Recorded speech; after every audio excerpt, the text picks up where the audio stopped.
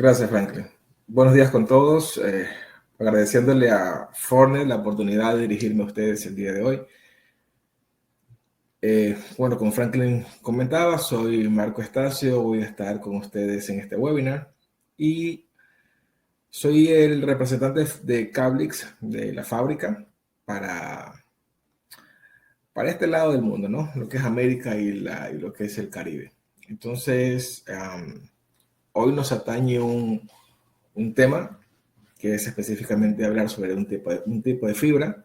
Sin embargo, antes de comenzar a hablar del tema, quisiera presentarles a Cablix, si alguna persona no lo conoce. Lo primero que quiero decirles es que nosotros somos fabricantes de telecomunicaciones y de productos, perdón, para telecomunicaciones, y no solamente estamos vamos a decir que en el enfoque de fabricación de fibras, sino que también tenemos otros productos que son para el uso de telecomunicaciones, como por ejemplo cableado estructurado, categoría 5E, categoría 6, 6A, todo ese mundo, ¿verdad? De las fibras que corresponden también a esa sección de ese sistema. Y lo que tiene que ver con metal mecánica, rack de telecomunicaciones, cables management, bandejas, por ejemplo, en fin. Tenemos presencia en varios países de Latinoamérica, el 70% de los países, incluido los países de las islas, ¿verdad?, del Caribe. Y quería un poco hacer referencia sobre lo que son las fábricas, sobre lo que son los estándares con los cuales trabajamos. Por ejemplo, nosotros trabajamos todas nuestras fibras, las fabricamos con hilo japonés certificado en todas nuestras fibras, a excepción de que si el cliente lo requiera. Tenemos ciertos mercados que son un poco complicados, por decirlo de una manera, mercados que en realidad el tema precio es bastante competitivo. Entonces, cuando hablamos de mercados de ese tipo y el cliente así lo prefiere, estoy hablando de nuestros mayoristas, entonces podemos tener una alternativa con hilo chino, ¿no? Fibra óptica fabricada en China y el hilo óptico también bajo el estándar de la industria china. Sin embargo, todas nuestras fibras de forma estándar, por decirlo de una manera, de cajón, como decimos nosotros en español, se fabrican con hilo japonés certificado, ¿no? Y tenemos requerimientos tanto premium como estándar dentro de la fabricación de nuestros productos. ¿Sí? Se fabrican requerimientos distintos dependiendo, obviamente, del perfil de instalación del cliente. Entonces, nosotros cuidamos la calidad, cuidamos las garantías del producto. Sin embargo, podemos fabricar ciertos productos que tengan distintos requerimientos, distintos requisitos de cumplimiento para que se puedan desempeñar en una determinada instalación. ¿Okay? Me gustaría que ustedes pudiesen observar en nuestra página web, que es www.cablix.com, todo lo que tenga que ver con nuestras garantías. Tenemos ahí nosotros un programa de garantías y ahí está explicado detalladamente cuándo es la garantía de un año, por ejemplo, y cómo se tendría que aplicar esa garantía y a qué producto se aplica. Lo mismo con la de 5 y la de 25 años de garantía. Una cosa que también es interesante es que nosotros como fabricante damos soporte a todos nuestros mayoristas, ya sea por medio de un mayorista que se encuentre en Estados Unidos, que en este caso es Fornet Networking, que es nuestro máster mayorista, o alguno de nuestros mayoristas que estén en Latinoamérica, Sudamérica, Caribe. Podrían ustedes tener acceso a nosotros por medio de nuestros mayoristas. Sin embargo, hay una línea directa que podrían utilizar, que también está publicada en nuestra página web. Si ustedes van a la página web, van a encontrar esta información. Si ustedes son, por ejemplo, WISP y quieren migrar a FTTH, no saben cómo hacerlo, pues podrían asesorarse con nosotros y nosotros con mucho gusto los atenderíamos. Si tienen algún tipo de necesidad puntual con sus técnicos porque quieren capacitación, pues podrían comunicarse con nosotros y nosotros con mucho gusto los atenderemos. Tenemos cursos de certificación a todo nivel, nivel básico, nivel medio y nivel avanzado, para que ustedes puedan suplirse de esa información por vía de nosotros. Obviamente, deberían contactarse también con sus mayoristas locales para que ellos puedan darle más información al respecto. ¿Ok? Habiendo dicho esto, ya podemos entrar hacia lo que nos atañe. Yo creo que estoy... Denme un segundito porque creo que estoy poniendo la presentación que no corresponde. Solo denme un segundito, por favor.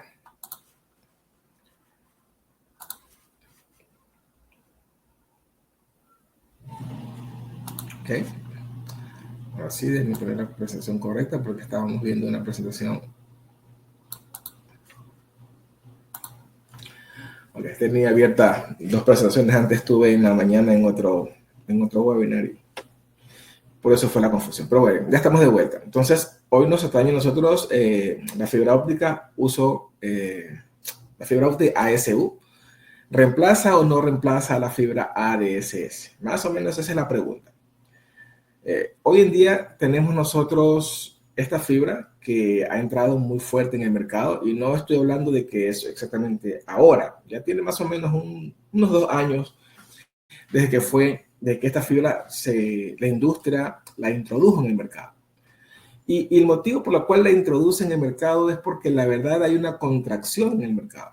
Esa contracción está basada en la demanda. Como hay mucha demanda, porque los datos han crecido, entonces también la oferta creció. Al crecer la oferta, hay muchos más instaladores presentes hoy y eso hace que el mercado no crezca. El mercado sigue siendo el mismo, pero sigue la oferta creciendo. Entonces, eso hace que los instaladores tengan que luchar un poco más para conseguir un contrato. Esa es la realidad. Entonces, la rentabilidad se ve afectada directamente. Ese es el motivo por el cual la industria comienza a buscar opciones posibles para poder alivianar un poco esta realidad que hoy en día está presente.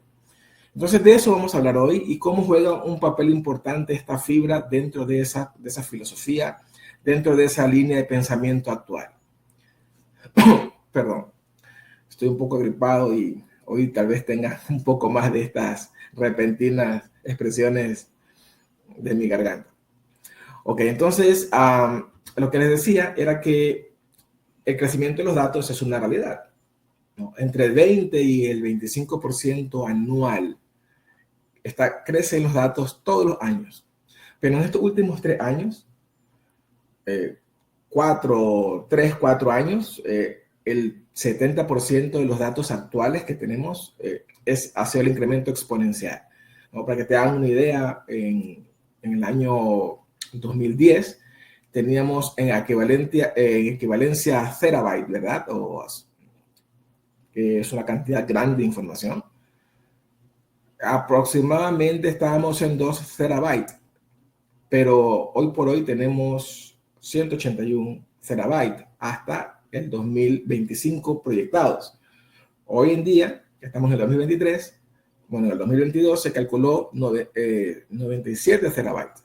Entonces, el crecimiento ha sido un crecimiento exponencial y se proyecta que para el 2025 estamos hablando de 181 terabytes. O sea, es una cantidad astronómica de información. Pero esa cantidad astronómica de información es viable, es posible y va a seguir creciendo día a día gracias a la Internet. Supimos bien que nosotros, por ejemplo, en el tiempo de la pandemia, hace poco tiempo más, ¿no? 2019, 2020, 2021, el teletrabajo fue fundamental para mantener la economía del mundo. Entonces, eso implementó los datos en gran manera. Todo lo que tenga que ver con el Internet de las cosas, todo lo que tenga que ver con juegos, todo lo que tenga que ver con streaming, todo lo que tiene que ver con el mundo como lo percibimos hoy en día, está basado específicamente en esta información que le estamos dando ahora. Y esa información es parte de lo que este organismo como la IDC, que es la International Data Corporation, ofrece al mundo, para que nosotros estemos enterados de lo que está ocurriendo. La data como tal no es la que nos hace tener una percepción del mercado, no una percepción, sino nos hace entender cómo está el mercado. Entonces, cuando lo que estaba diciendo era que si ustedes se dan cuenta, en el tiempo de la pandemia, por ejemplo, tuvimos que tener teletrabajo, por ejemplo, y entonces eso aumentó exponencialmente lo que tenía que ver con la data. Hoy por hoy tenemos el Internet de las Cosas, tenemos streaming, tenemos videojuegos, consolas, tenemos algunas aplicaciones que hacen que la vida, o sea, que nos hacen tener o sentir cómo hoy nosotros interactuamos con nuestra vida común y corriente, ¿verdad? Entonces, esa información está siempre presente dentro de lo que es la IDC, la International Data Corporation, que es lo que nos presentan esas estadísticas año a año. Y nos dice que para el 2025 vamos a tener sin problema 181 terabytes, que es una cantidad astronómica de información. Ahora, para que eso ocurra, nosotros necesitamos saber cuál es la columna vertebral. Hoy por hoy nosotros tenemos nuestros dispositivos móviles como teléfonos inteligentes, relojes inteligentes, televisores inteligentes, que nos permiten tener movilidad. ¿Y cómo interactuamos con esa movilidad? Pues por medio de las microondas, de los satélites, por medio de las radios, de las ondas de radio. Pero la realidad es que ninguno de esta forma de cómo hacer telecomunicaciones actualmente sería posible si no fuera por la columna vertebral real que está por debajo, que son las fibras submarinas, los enlaces de fibra submarina que interconectan al mundo completo y que nos permiten entregar grandes cantidades de información entre un punto y otro de forma, vamos a decir que rápida, segura y confiable. Entonces, este mismo concepto que ustedes están viendo aquí, este concepto que están viendo ahora, es el mismo concepto que nosotros estamos llevando ahora a nuestra forma micro de hacer infraestructura.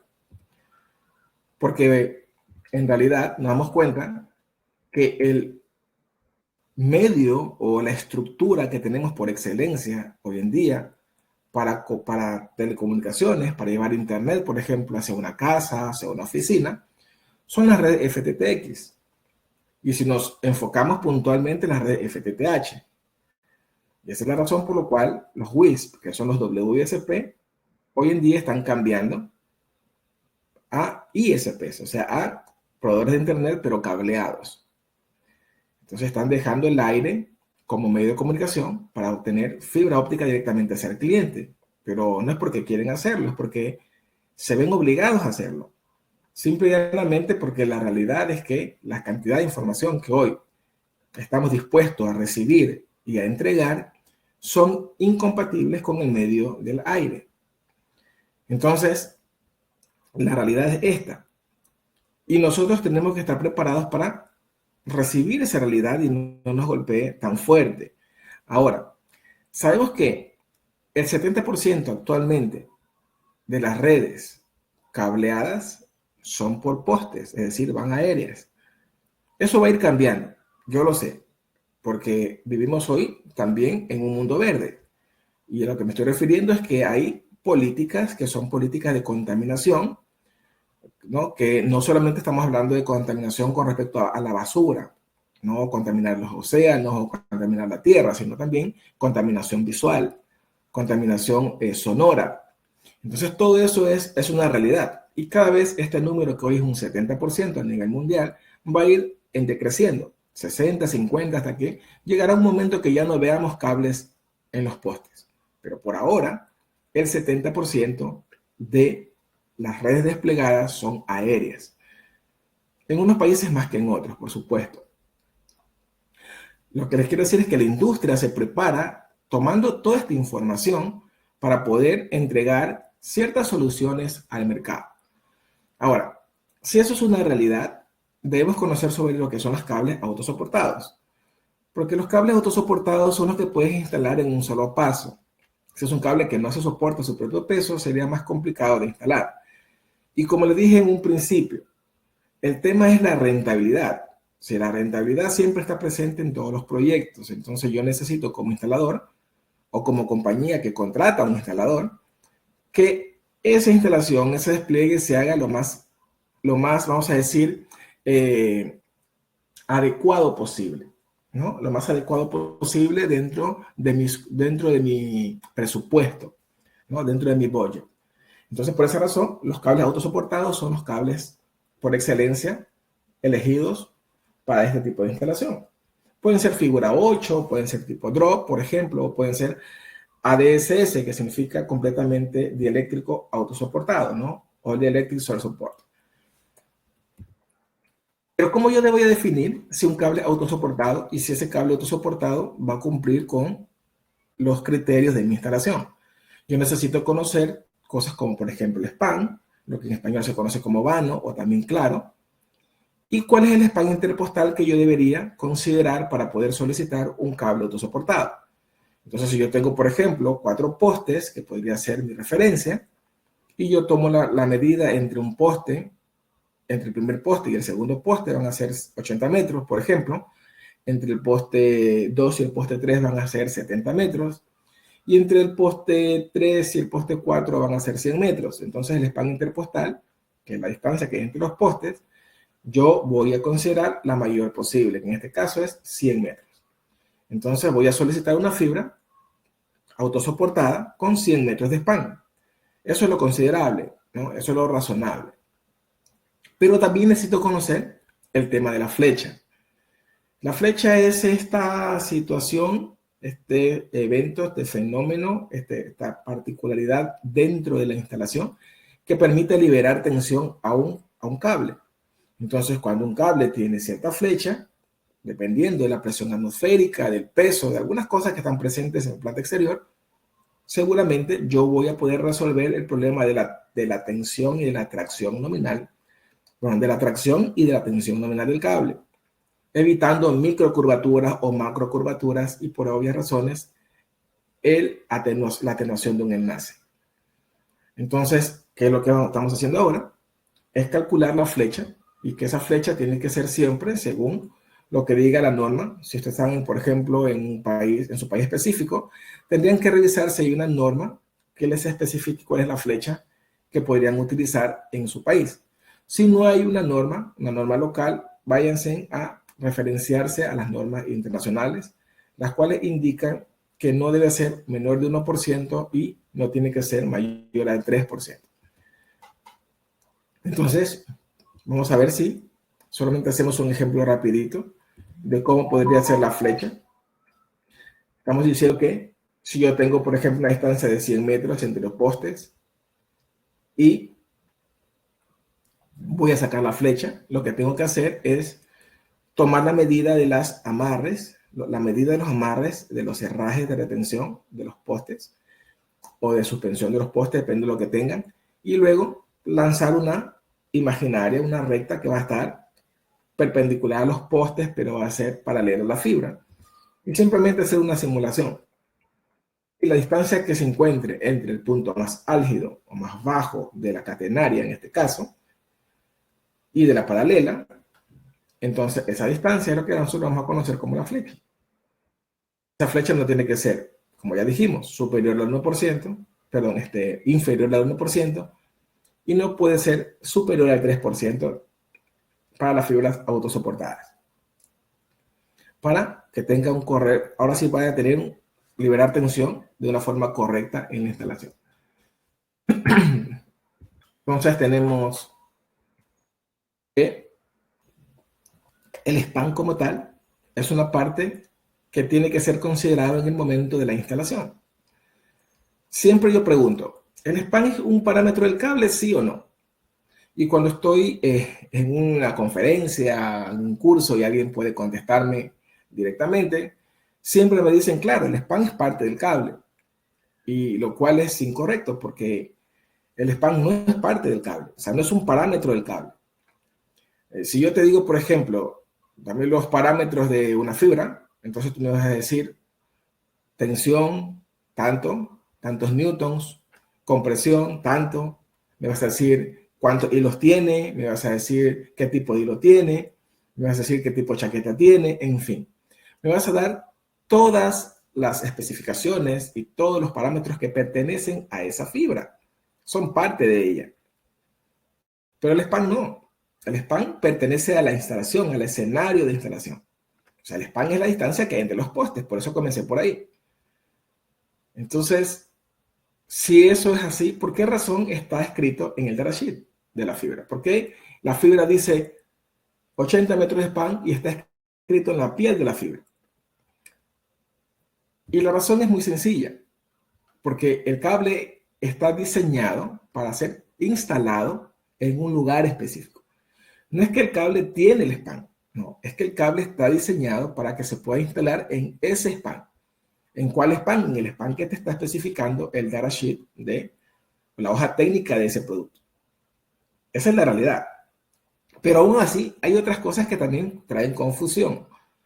Por ejemplo, ¿por qué razón hay cables que tienen la misma especificación técnica? Me estoy refiriendo a diámetro del cable, son los mismos. Diámetro del FRP es el mismo. Diámetro de los tubos de los Lustuf son los mismos. Conteo de hilo es el mismo. Peso incluso es el mismo, pero tienen span distintos. El fabricante A dice que el span es 80. El fabricante B dice que el span es 100 metros. Pero cuando tú revisas la especificación técnica, es la fibra exactamente igual. Eso es un problema, porque confunden. O también, peor todavía, si yo tengo un cable que tiene mayor especificación técnica, pero tiene menor span. El fabricante A tiene mayor especificación técnica porque lo estoy viendo. El fabricante B tiene menor especificación técnica. Pero se sucede que el fabricante B ha escrito en su datasheet y en la fibra que soporta 120 metros de span. Y el fabricante A, que tiene mayor especificación técnica, ha escrito que son 100 metros de span. ¿Por qué? ¿Cuál es el problema? ¿Dónde está el problema? ¿Ok? Vamos a ver. La industria, para poder sacar un producto al mercado, tiene que hacer pruebas del IEC, ¿verdad? Las pruebas del IEC. Este organismo que se encarga de generar, procesar y publicar todos los procesos de prueba para que un producto, como por ejemplo una fibra, salga al mercado. Entonces ahí van a ver temas de compresión, tensión, vibración, aplastamiento, todo lo que ustedes vean en la especificación técnica como datos importantes. Pero para esto hay ciertas pruebas que tienen que ser, que el producto tiene que ser probado en ciertas condiciones. Esas condiciones van a ser las siguientes. Por ejemplo, el diámetro del cable, el peso del cable, en qué vano, en qué span lo voy a probar, cuál es la flecha y la velocidad del viento, entre otros. Entonces, cuando el fabricante comienza a hacer esas pruebas, basándose en la IEC, entonces va a tener una forma estándar de probar su producto. Pero si él escoge otro modelo de prueba que no es del IEC, otro cualquiera, entonces sus parámetros van a cambiar. Y al cambiar esos parámetros, al cambiar esas condiciones, pues claro, también va a cambiar el span. Y esa es la razón por la cual hay fabricantes que tienen un span distinto a otro, aunque tengan el mismo producto con respecto a especificaciones técnicas. Esa es la razón más básica. Y aquí es a lo que yo me refiero con el estándar que maneja la IEC. La IEC tiene un concepto que se llama NESC, ¿no? Que es el formato que vas a tener, yo como fabricante, por ejemplo, para poder, valga la redundancia, fabricar el producto. Y ese NESC es ligero, mediano o pesado. Y están definidos ya. Entonces, ¿qué es lo que va a hacer el fabricante? Va a tomar el NESC liviano y decir, bueno, yo voy a fabricar bajo esta especificación. Y dependiendo de eso, entonces se van a someter a esfuerzos esos cables. Esos esfuerzos pueden ser, por ejemplo, peso del cable, presión atmosférica del cable, viento relacionado con el peso. Si es un cable que va a estar en condiciones de frío, donde el hielo vaya a crecer en el cable. O si es un cable que va a estar sometido a exceso de tensión. Por ejemplo, cuando estamos a diferentes niveles con respecto al nivel del mar, y me estoy refiriendo a los postes. Entonces, claro, hay un punto de tensión distinto. Bueno, va a depender de cómo el cable fue probado para saber cuál es el span que el fabricante va a poner o va a escribir en el cable. Entonces, bien puede ser un cable que esté escrito. Voy a poner solo un ejemplo. Cablix, en este caso nosotros hemos definido que nuestros cables va a tener 100 metros de span.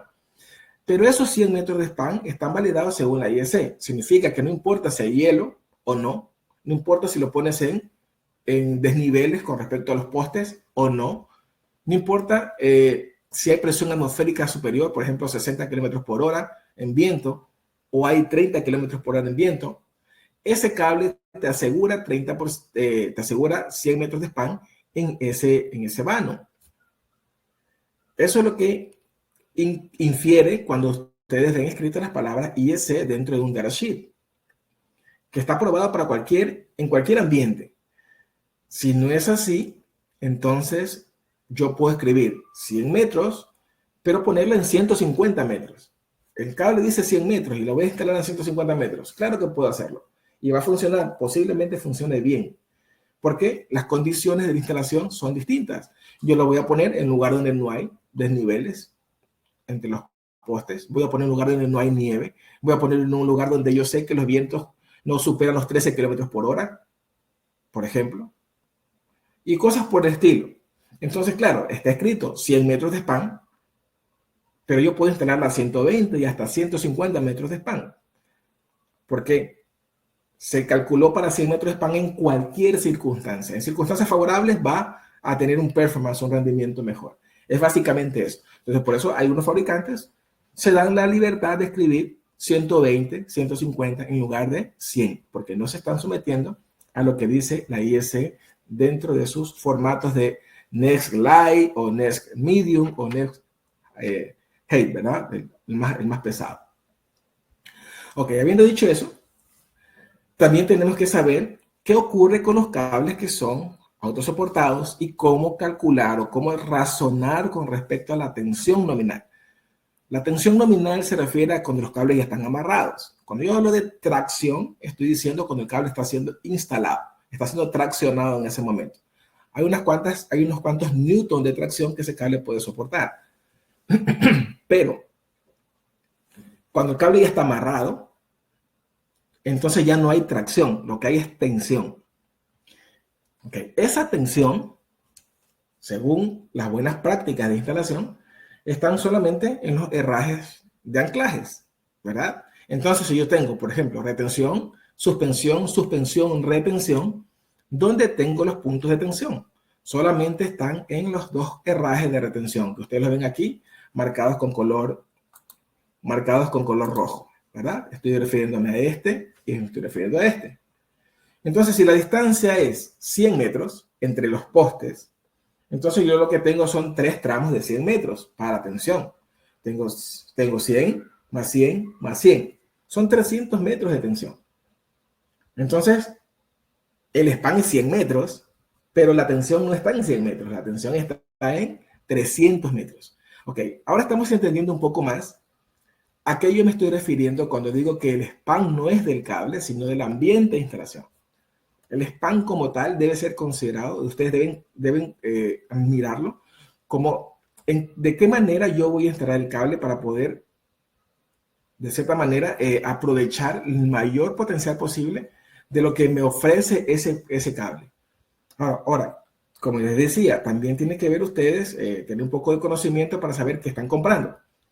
Y revisar la especificación técnica y tener confianza que lo que está escrito en la especificación técnica es la realidad también.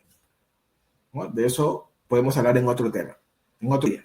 Pero por ahora vamos a suponer que lo que está escrito en el papel es real. Y entonces ustedes revisan la especificación de la IEC y van a saber cuál es el span para que luego puedan saber cuál es la tracción, lo que conocemos como el MET, ¿verdad? La máxima tensión permitida de un cable, o también puede ser la máxima tracción permitida de un cable, ¿no? Ambos términos son viables, porque estamos hablando de tanto tracción como tensión, ¿no? Tracción y tensión, ambas cosas. Si yo tengo claro eso, yo sé que donde tengo mis puntos de amarre es donde yo voy a hacer la tensión y obviamente debo ocupar las herramientas necesarias como dinamómetros para no poder exceder la tensión y la tracción nominal de ese cable. ¿Ok? Entonces, pero sí es interesante esto que estamos viendo ahora, porque si no es así, pues el cable se va a deformar. Y si el cable se deforma, pues yo ya tengo un problema, porque un cable deformado no tiene reparación. Bueno, tiene reparación, pero de lo que me estoy refiriendo a que no simplemente con ir al punto y liberar los herrajes, por ejemplo, liberar tensión se resuelve. Cuando un cable ya se deforma y pasó su punto de elongación, no se puede resolver. Es tan fácil. Lo que tengo que hacer yo es cortar, bajar el cable, fusionar y quitar todo ese tramo que está con problemas.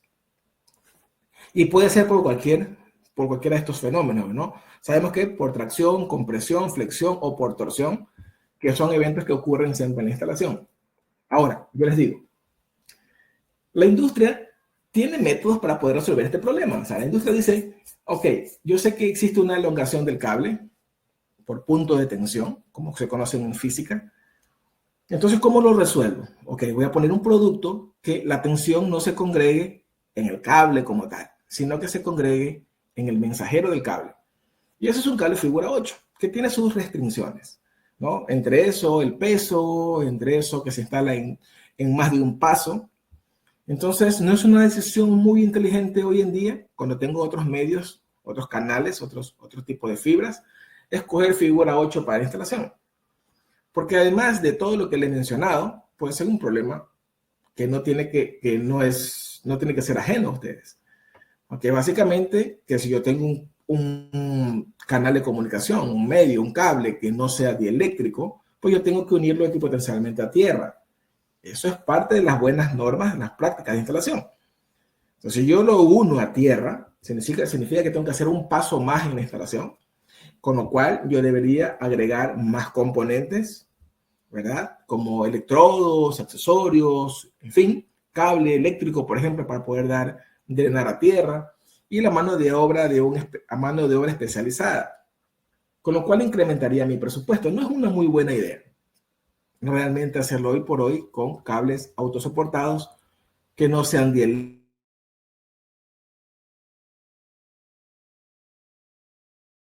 industria esto. Bueno, la industria lo resuelve utilizando una fibra que sea completamente dieléctrica, autosoportada, o lo que conocemos como la fibra ADSS. Actualmente, ¿verdad? Esa es la fibra ADSS. Entonces, una fibra ADSS es completamente eléctrica, autosoportada, y tiene, o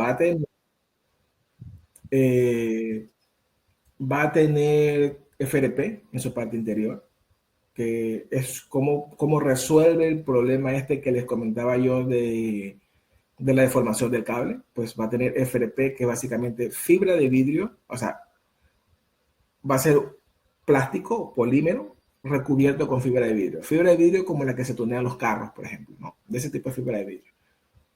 Entonces, sirve para que cuando la fibra esté tendida en los postes, pues no haga como un péndulo. No sé si conocen el término de hamacas. Las hamacas que se mueven de izquierda a derecha, se mueven como que fuera un péndulo. Okay, para que no haga eso, la fibra por el viento, por ejemplo, cuando hay viento, el FRP sirve para eso específicamente, para que la fibra tenga una forma y para que no se ondule, para que la forma que ustedes la conocen. Es un elemento pero muy ligero, y en ocasiones es más fuerte incluso que el acero al carbón. No que todos los aceros, ¿no? Pero sí que el acero al carbón por lo menos es mucho más fuerte. Entonces, esto es algo que se le pone a la fibra óptica para que resolver el problema de la elongación, y también el Kevlar. ¿Verdad? El Kevlar también resuelve este problema. El Kevlar es aramida. Realmente Kevlar es la marca. El Kevlar es un tipo de aramida. Sí, es un tipo de aramida que se fabrica en los Estados Unidos por la marca Kevlar. En otras palabras, no todas las aramidas son Kevlar. Perdón, no todas las Kevlar, no todas las aramidas son Kevlar, pero todas las Kevlar sí son aramidas, ¿no? Porque al fin del día es simplemente una marca. Entonces lo que ocurre es que esta aramida, que algunos le llaman Kevlar de forma general, como que se comercializó el nombre, sirve para la tensión del cable específicamente. Aquí es donde el cable va a tener su tensión, mayormente va a soportar su primera parte de tensión, ¿verdad? Y también sirve para otras cosas, como para aislarlo, por ejemplo, aislarlo de una descarga directa. Y también sirve, aunque parezca de locos, para la primera capa, es la primera protección de antirrodentes, ¿no? De antirroedores. La primera capa, el primer peldaño de una fibra armada es el Kevlar. Para que ustedes tengan una idea, los chalecos antibalas de hoy, actuales, los modernos, se fabrican con Kevlar. En lugar de cualquier tipo de metal, eso es lo que usan, Kevlar. Entonces el Kevlar sirve para la tracción, principalmente, del cable. Pues aquí tenemos la fibra DSS que ustedes seguramente conocen, porque es una fibra que tiene décadas funcionando. Y la estructura es como ustedes la ven, una estructura multitubular, Lustuf, que tiene Kevlar o aramida y que tiene definitivamente un FRP central. Y se utilizan para la red FTTH actualmente, para los despliegues de redes aéreas, ¿verdad? En postes. Ahora, hace un par de años apareció la famosa fibra ASU. La fibra ASU o la fibra ASU. También la llaman mini ADSS. En un giro de timón, como para darle esa presencia que ya la fibra ADSS tenía y comercialmente hacerlas compatibles. Eso es lo que hace la industria de forma comercial. Entonces le llama mini ADSS para que sea más fácil de asimilar. Entonces, al escuchar mini ADSS, pues todos sabemos para qué sirve y no tengo que hacer tanta introducción.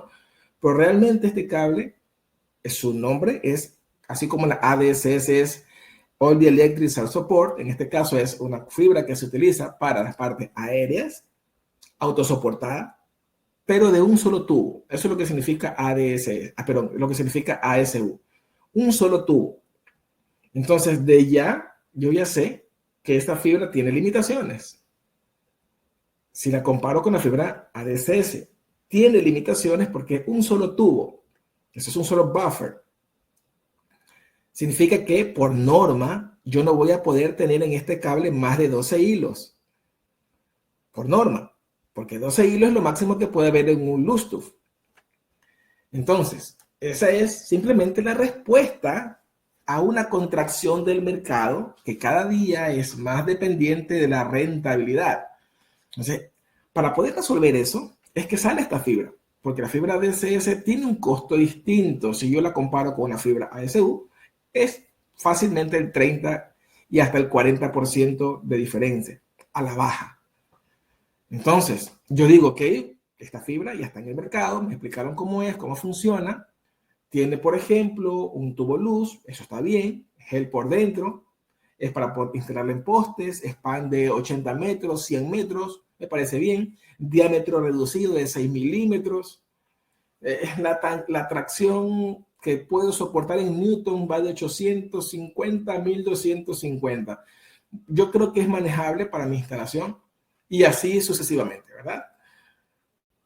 Entonces yo me voy a dar cuenta que esta fibra me puede servir sin problema alguno para la instalación FTTH. Claro que sí. Considerando la especificación técnica que estoy viendo ahora. Ahora, hay una situación que la industria también logró resolver. Si es una fibra que tiene un solo tubo, significa que solo va a poder tener 12 hilos. Pero sucede que la demanda no es de 12 hilos solamente, a veces hay demandas de 24 hilos. Entonces, para llegar a 24 hilos, resuelven haciendo una fibra de 24 hilos, pero personalizada, es decir, 24 hilos dentro de un solo tubo. Entonces, yo voy a tener los primeros 12 hilos del azul al verde aqua, de forma estándar, según la norma de la TIA, y los otros van a ser personalizados. Yo le voy a poner, por ejemplo, Cablix los personaliza con un color específico. A cada color, en este caso naranja, el azul, naranja, el verde, le va agregando un color adicional. Otro fabricante le va a agregar un número. Otro fabricante le va a agregar una letra. En fin, es personalizado. No es un estándar. Entonces, ese es un problema también a nivel administrativo. Si lo queremos ver así, administrativamente podría generar ser un problema, porque si yo tengo dos fabricantes y si por alguna razón no encuentro en un fabricante y quiero comprar en otro fabricante, entonces no puede ser que no coincidan los dos, el segundo grupo de 12 hilos, porque no es un estándar. Entonces, eso también supone un problema en este tipo de fibra. Pero como digo, es un problema que se puede solventar. Pero es importante que ustedes lo sepan. Ahora, tiene ciertas ventajas y también tiene desventajas. Por ejemplo, la ventaja es que si es un cable pequeño, es un cable con diámetro pequeño, y yo estoy en un lugar como la Patagonia, por ejemplo, donde hay mucho frío, o allá en Alaska o Canadá, o ciertos lugares aquí mismo en Estados Unidos donde el invierno es muy frío y los cables se congelan. Entonces, en esos casos, la probabilidad de que el cable se llene de hielo es muy pequeña, porque tiene menos diámetro, tiene menos volumen, menos espacio para que crezca ahí el hielo. Entonces, la presión atmosférica le va a afectar mucho menos. Va a soportar mejor la presión atmosférica si hay un lugar donde hay mucho viento también. Por el otro lado, como es más pequeño, pues va a tener más susceptibilidad a tracción, por ejemplo, si la jalo demasiado, compresión, flexión y torsión, por ser más pequeña. Tiene esas ventajas y tiene esas desventajas, pero el tema es que si nosotros somos instaladores certificados, vamos a saber qué hacer en cada uno de estos casos. Y vamos a poder instalar esta fibra sin problema alguno, siempre y cuando la mano de obra sea una mano de obra calificada. Ahora, otra cosa que también es interesante es que el span va a ser hasta 80 metros. Pero ustedes ya saben que este es un truco que puede ser sorteado dependiendo del ambiente de instalación. Yo puedo instalar a 120 metros de span, la fibra ASU, aunque esté escrito 100 metros. ¿Depende de qué? Va a depender del ambiente de instalación. Va a depender del escenario en el cual yo lo voy a montar. Entonces sí, puede ser que sea hasta 120 metros sin problemas. Y me estoy refiriendo entre postes, pero vamos a ver un poco más adelante qué es lo que podemos hacer para poder utilizar el 100% de las ventajas que nos ofrece esta fibra. Ahora, lo mismo con el MET. Ya saben lo que es el MET, ¿verdad? La máxima tracción permitida. Esa está a 1200 newtons, pero si yo tengo personal adecuado, yo no voy a tener problemas jamás de rupturas internas de los cables porque he traccionado la fibra más de lo necesario. Ahora, el tiempo de vida útil de cualquier producto de telecomunicaciones a nivel de fibra óptica y planta exterior son mínimo 10 años. O sea, cuando tú aprendes cómo funciona. Recuerden que este producto se lo hace apenas 2 años. Eso significa que aún falta un tiempo para que aprendamos completamente más sobre esta fibra, así como sabemos hoy todo lo que tenemos que saber sobre la fibra ADSS. Sin embargo, no nos vamos a dar cuenta hasta tal vez después de unos 5 o 6 años más adelante de lo que está ocurriendo con las redes que ya fueron instaladas con esta fibra.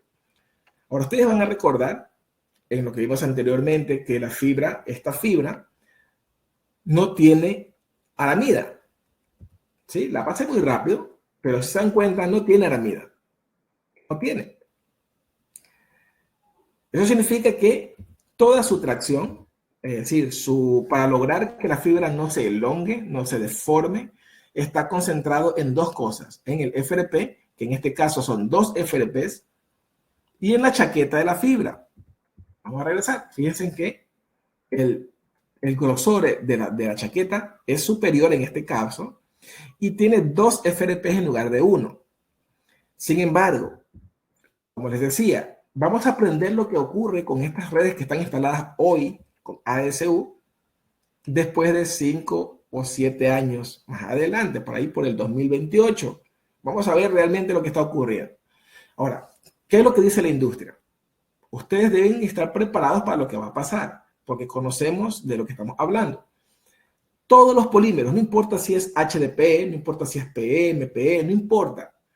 Todos los polímeros se van a depreciar con el tiempo, porque están expuestos a todo el tema de las condiciones ambientales, o mucho frío, mucho calor, condiciones de rayos ultravioleta, abrasión, salinidad, corrosión, todo eso está presente allá afuera.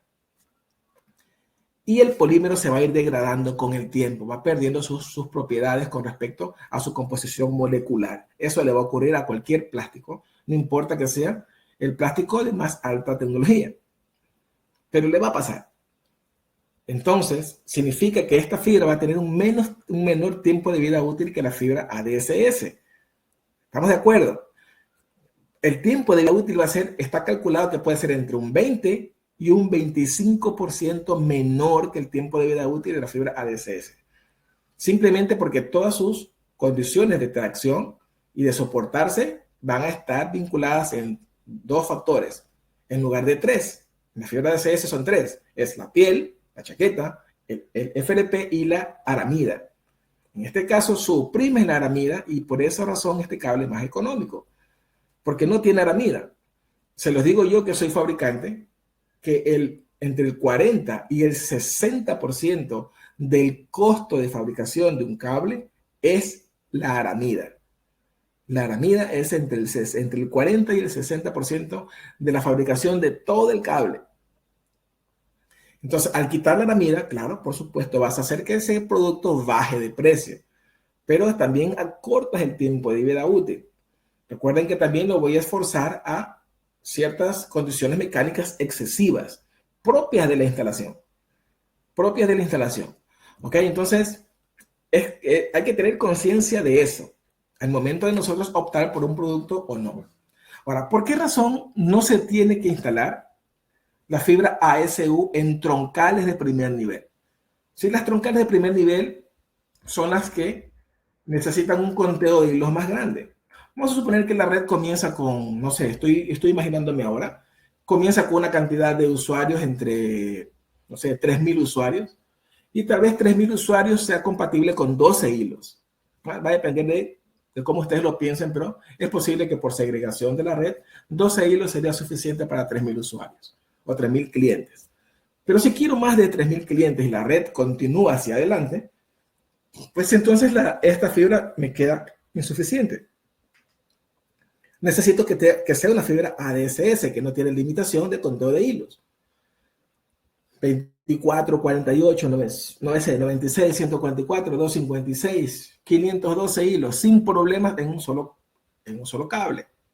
Entonces, desde ese punto de vista, las troncales de primer nivel, que son las que me permiten a mí crecer hacia adelante, pues entonces son inviables manejarlas con fibra ASU. Es inviable. Pero no solamente eso, no solo eso. Hay otras razones que también hacen que este concepto, este principio, esta línea de pensamiento sea una realidad. Por ejemplo, el span. Si ya sabemos que el span es 100 metros y que hay condiciones en las cuales yo puedo alargar un poco más a 120 metros, bueno, eso ya lo discutimos. Técnicamente es posible. Pero la realidad es que también en el trayecto de una troncal de primer nivel, me estoy refiriendo a las troncales de primer nivel, están siempre en la perimetral de la ciudad. Nunca atraviesan la ciudad, siempre están rodeando la ciudad. Y pueden ir por ejemplo, un cuerpo de agua, ¿no? Pasar un puente donde hay un río y tal vez haya mucho más de 100 metros de distancia entre las orillas de ese río por el puente. O tal vez vaya a tener que subir una colina, ¿no? Hay desniveles, digamos que hay ciertas cargas de tensión mecánicas que no va a soportar el cable ASU en span grandes. O tal vez voy a ir entrando por una zona que es boscosa y los postes no son regulares. Tengo postes de 100, pongo postes de 150, postes de 200 metros. Ok, eso es una realidad que toda compañía, que todo instalador conoce a ciencia cierta porque lo hace todos los días y sabe que cuando está haciendo despliegue de troncal de primer nivel voy a tener seguramente spans superiores a 100 metros sin problema alguno. Entonces esto, más la carga de tensión que es pequeña, el MET es pequeño, hacen inviable este cable de una forma segura, escalable, flexible para las troncales de primer nivel. Es inviable. Ahora, ustedes saben que también hay una troncal de segundo nivel. ¿Ok? La troncal de segundo nivel se encuentra en la parte de la distribución de la red y siempre la distribución de la red está en la parte urbana. Me estoy refiriendo desde la caja de distribución, mi primer nivel de distribución, hacia mis cajas de terminación. Entonces, en esa sección de la red, indefinidamente, bueno, no indefinidamente, o sea, estoy usando la palabra incorrecta, es inequívocamente, podemos utilizar la fibra ASU. ¿Por qué razón? Porque aquí ya estamos en la parte urbana, aquí ya estamos dentro de la ciudad, y una vez que estamos dentro de la ciudad, la norma de los postes eléctricos, porque ya saben ustedes que los postes principalmente fueron instalados para la red eléctrica. Entonces la norma eléctrica de los postes me dice que en la parte urbana o la parte rural poblada, los postes no van a estar más de 90 metros, no más de 90 metros por norma. Entonces, si yo ya sé eso de cajón y sé que la fibra tiene un span de 100 metros, pues, eureka, listo, resuelto el problema. Por temas de tensión, por temas de tracción, por temas de autosoportado, en la parte urbana voy a poder instalar. Ahora, lo interesante de esto es que un porcentaje grande de la red, ¿sí? Y voy a regresar aquí, esta parte de la red es más del 60% del cable que yo voy a montar en la instalación, porque es el despliegue del día a día prácticamente. Son las ramales que van a cubrir todas las cajas que van a estar poblando N cantidad de sector, N cantidad de área que quiera yo cubrir. Entonces, en este caso, yo ya sé que la fibra ASU cumple. Cumple porque entra perfectamente dentro de esa norma. Ahora, veamos otra cosa más que también hace viable que esta red sea posible. Ustedes saben que la fibra ASU, o bueno, ya lo saben, la fibra ASU solamente podría tener dentro de la norma 12 hilos. Fuera de la norma, hasta 24. Pero vamos a hablar solamente de lo que está normado, ¿no? Lo que está, que cumple el estándar. Entonces, yo tengo un splitter de 1 a 4, yo puedo poner la fibra de 6, ¿cierto? Una fibra ASU de 6. ¿Para qué voy a poner una fibra ADSS de 6? Puedo poner una fibra ASU de 6. ¿Por qué? Estoy dentro de la parte urbana, el splitter tiene 4 y yo necesito más que 4 o 6 hilos. Pare de contar. Perfecto, como un anillo al dedo. Y me estoy ahorrando entre el 30 y el 40% del presupuesto que iba a utilizar en cable. Ahora yo lo voy a poner en cable ASU. Si ese splitter es de 8, ¿qué voy a hacer? Voy a poner una fibra de 8, que también hay ADSS de 8, o ASU de 8. Pues voy a poner un ASU de 8 y si no tengo de 8, una ASU de 12. Sin problemas. ¿Por qué? Porque estoy dentro de la zona urbana. Y eso me va a permitir a mí ser más, vamos a decir que eficiente con respecto a mi músculo financiero, eficiente a mis CAPEX, a lo que yo voy a invertir en ese momento. Y obviamente la rentabilidad va a ser mejor. Ahora, si fuese de 16, por ejemplo, que es muy poco viable, pero es posible que yo tenga un splitter de 16 en la distribución, por alguna razón que en este momento desconocemos, pero su proyecto sí lo maneja. Bueno, ahí tienen dos opciones. Pueden poner ADSS de 24 o pueden poner ASU de 24 sabiendo de antemano que los otros 12 hilos van a ser personalizados. ¿Sí? Deben saber que si hay un problema más adelante por algún mantenimiento, por ejemplo, correctivo, y tienen que agregar un tramo más de fibra, pues deben ustedes estar conscientes que la fibra que van a agregar a ese despliegue tiene que ser la misma, del mismo fabricante, del mismo proveedor, de tal manera de que puedan ser administradas correctamente. Porque si no es así, podrían tener un problema en la administración, ya que no van a hacer match con respecto a los colores, no van a poder configurar como quisieran. ¿Ok? Eso es lo único que tienen que tener presente. Ahora, las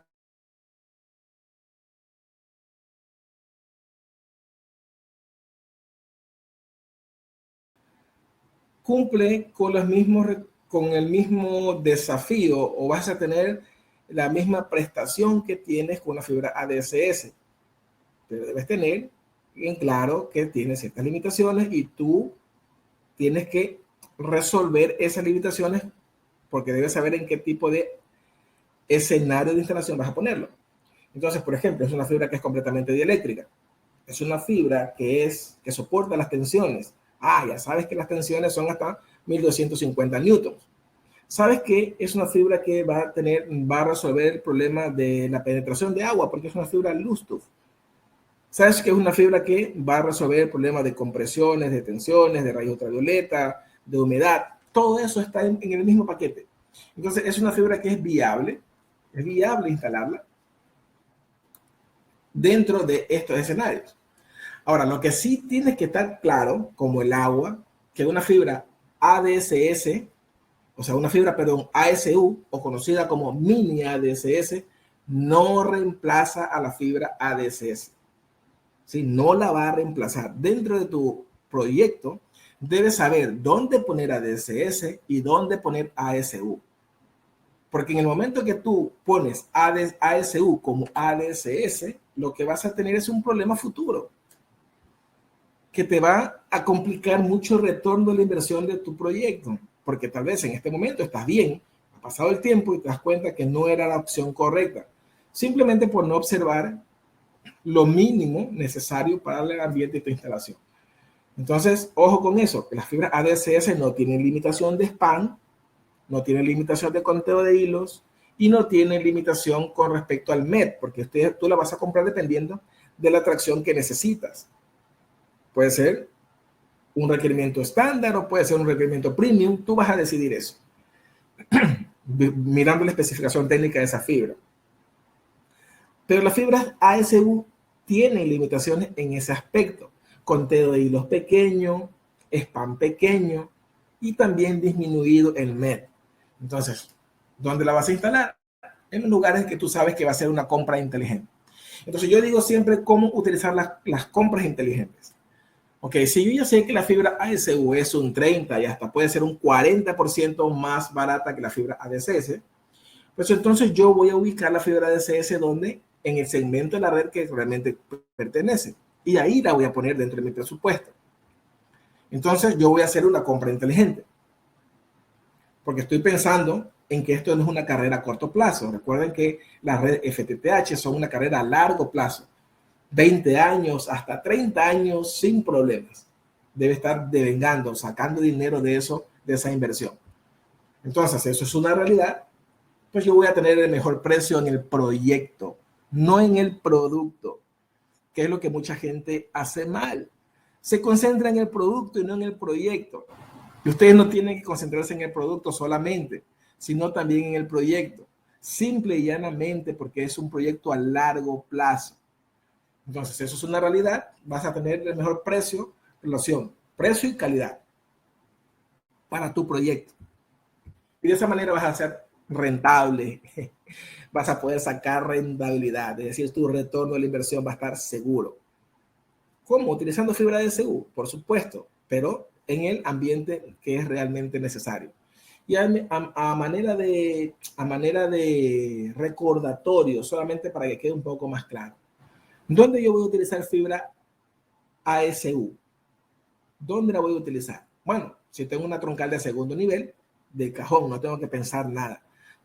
Troncal de segundo nivel, splitter de 8, fibra de 8 ASU o de 12. Splitter de 6, pero splitter de 4, fibra de 6 hilos.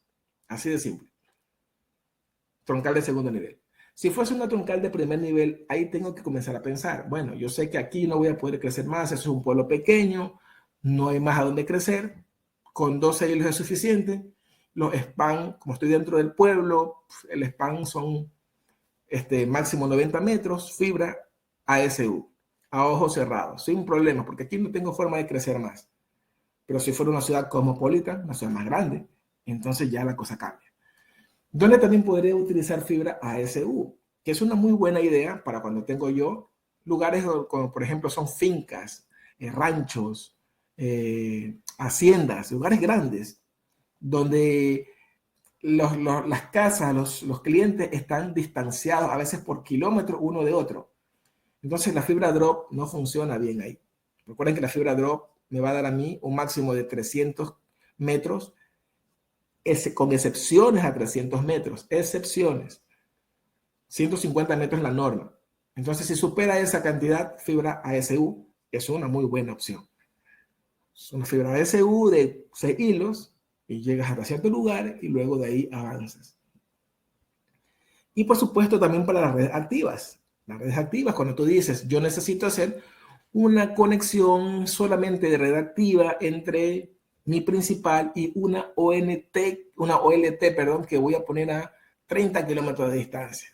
Entonces yo sé que para ese lado pues, simplemente voy a tener posibilidad de crecer o de tener aprovechar algún costo de oportunidad, por ejemplo, que va a ser remoto. Entonces yo voy a poner una fibra de 12 hilos hasta allá en estas condiciones, ¿no? Un enlace directo. Voy a utilizar solamente uno o dos para el enlace y otros me van a quedar por si acaso un costo de oportunidad aparezca en el camino. ¿Okay? En esos casos, ustedes podrían poner una fibra también ASU. Entonces, no es lo mismo comprar 30 kilómetros de fibra ASU que 30 kilómetros de fibra ADSS. Y si estás dentro de los parámetros, distancias cortas entre los spans, pues entre los postes, vas a poder resolver sin ningún problema. ¿Ok?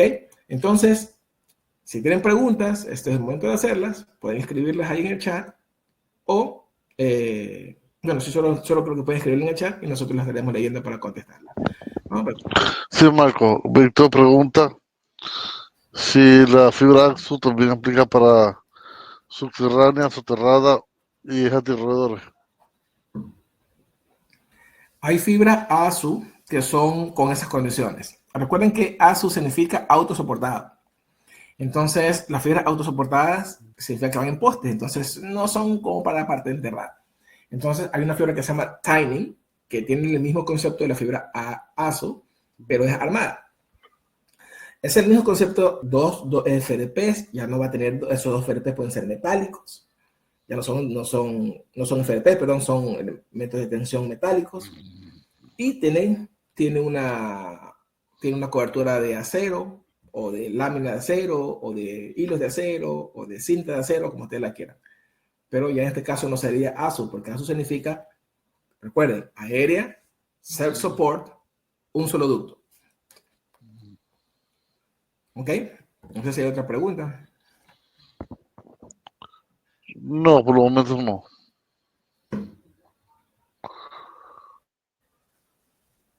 Bueno, cualquier otra pregunta la pueden colocar en el chat o le pueden preguntar a sus vendedores preferidos.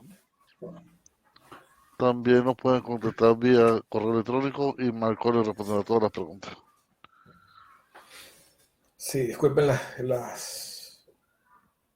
disculpen los problemas técnicos que tuvimos en esta presentación. No nos había pasado nunca, pero bueno, como estamos en vivo, entonces nos pasó ahora. Bueno, si hay alguna otra pregunta. Sí, Juan, el video estará en el canal de cables. No sé si Marco tendrá el Víctor pregunta PDF. algo de dieléctrico, pero no sé a qué se refiere cuando Víctor dice y dieléctrica. Sí, no sé si se está dando como no, cuando dice dentro de ASU no está la palabra dieléctrico. Si se dan cuenta que no existe dentro de la especificación, no dice, por ejemplo, DASU, que significa dieléctrico, ¿no? Dielectric Area Self de Unit Buffer, ¿verdad? O un solo tubo. Porque la verdad es que las fibras ASU también pueden ser no dieléctricas. O sea, pueden tener en vez de FRP, metal. Y cumplen con la misma condición de ASU. Esa es la razón por la cual no tienen una D adelante. Pero ustedes pueden decir, quiero ASU dieléctrica. Entonces ya su fabricante o su mayorista va a entregarle el cable que ustedes necesitan. Ok.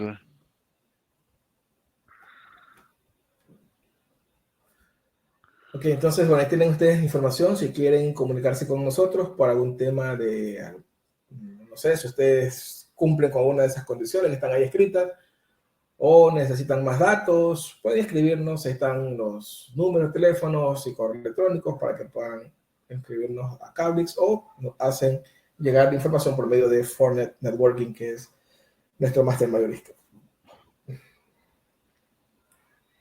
Bueno, muchas gracias a todos. Estén atentos a las publicaciones para el próximo webinar.